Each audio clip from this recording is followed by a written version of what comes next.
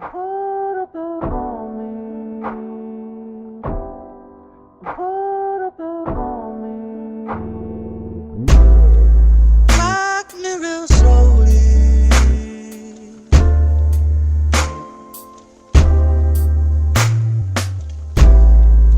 Put a belt on me. I'm just like a baby Drew.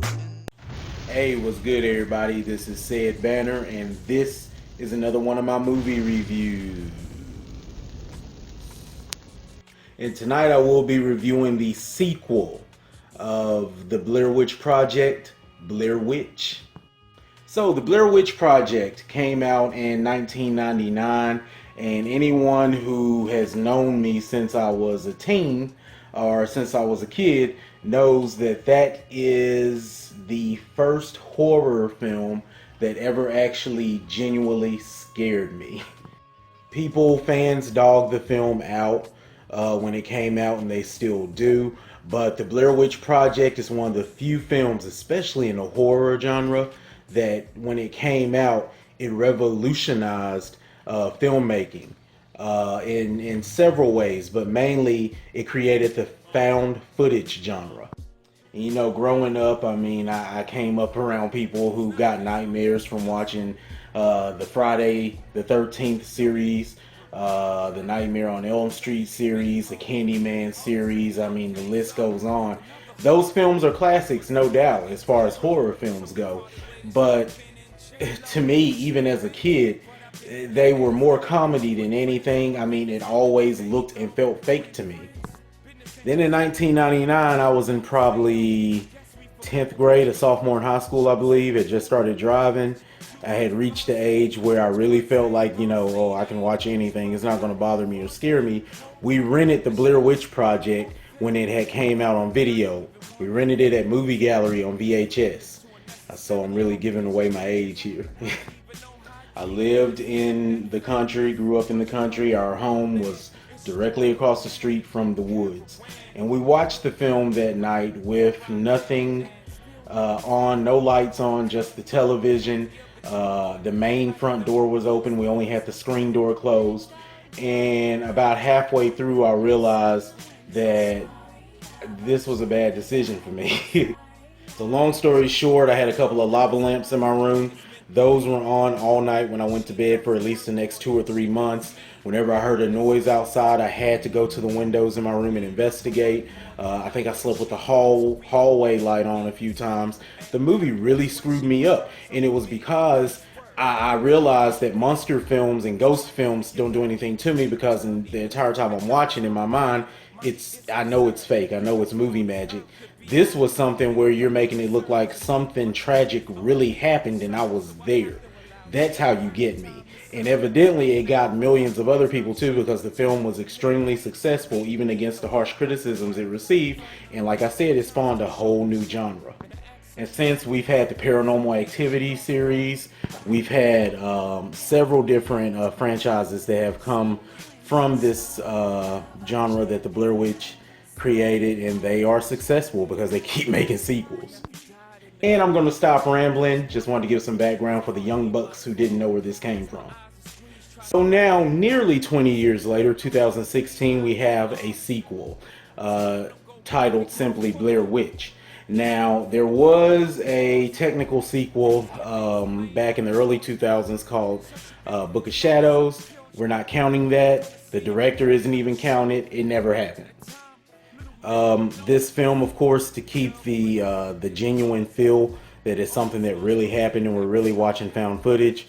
These are no-name actors. They're not known, so I can't really, speak on them. I still don't know their name. They did a decent job. Nothing great. I mean, they seemed scared for the most part. But then there was a lot of joking in it that I didn't really like. Also, it kind of felt like, yeah, y'all need to be a little more serious about the situation. Y'all lost in the woods and there's a witch after you. So I will say overall, this film, it's a lot of more of the same. If you've seen the first Blair Witch Project, this is a lot more of the same, but a lot of premises are taken and expanded. They're made more intense, and it was cool to see. As a fan of the original, I liked it. There are some extremely tense scenes, but it takes a while to get to them. And I understand they wanted some backstory to be told to really set it up, but we didn't need all that, in my opinion. And a lot of it never even paid off, actually. I mean, we got a lot of backstory and setup, and then all of a sudden we get to the finale. The star of the film is about the last 20 minutes of it. You'll be out of breath.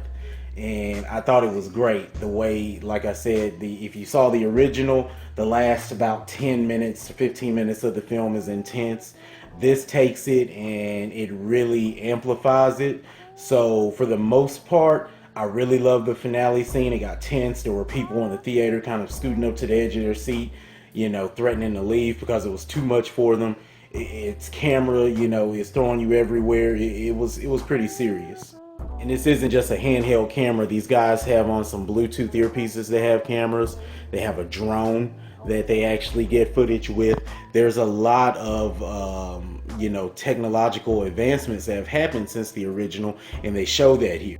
As far as the storyline, the plot goes, I appreciate that it was attached to the original. Heather, one of the characters in the original, still has not been found, and her body was not found or anything. Her brother, who was 6 years old at the time, is now grown, and he is out in search for her. So I appreciated that at least, the little plot we had did make sense. And that's really all the good I have to say about it. Overall, it felt like too much or more of the same. And I will say that in the finale, without giving anything away, it took some turns, and it will be debated for a long time, I believe. It took some turns that I felt didn't need to be made. We could have stuck with the premise we had, and it took some turns where I kind of felt like I was watching Cloverfield Lane again. And if you've seen that, they got a little disappointed when it got crazy. And that's not really confirmed, that's just from what we could see with the footage that's shown. But it's fun. It's fun, but like I said, it's pretty much more of the same. Grade for Blair Witch is, it's alright. It's nothing memorable. It's not going to resurrect a genre or anything or start anything new. But as far as if you want to go see a scary flick with a few jumps and scares in it for a date flick, it's good for that. But also if you just want to wait for it to hit Redbox or on demand and just want to watch it at home one weekend at night, it's good for that as well. Definitely not a must see. Definitely not anything to rush out and see. And I kind of hate to say that because I was really excited about this one, being such a big fan of the first, but it is what it is. And that concludes my review of Blair Witch. I have several different reviews coming now over the next 1 to 2 months. A lot of promising things coming out, Magnificent Seven and several others. Deepwater Horizon. Yeah, a lot of films I'll be reviewing. So until my next review, hey.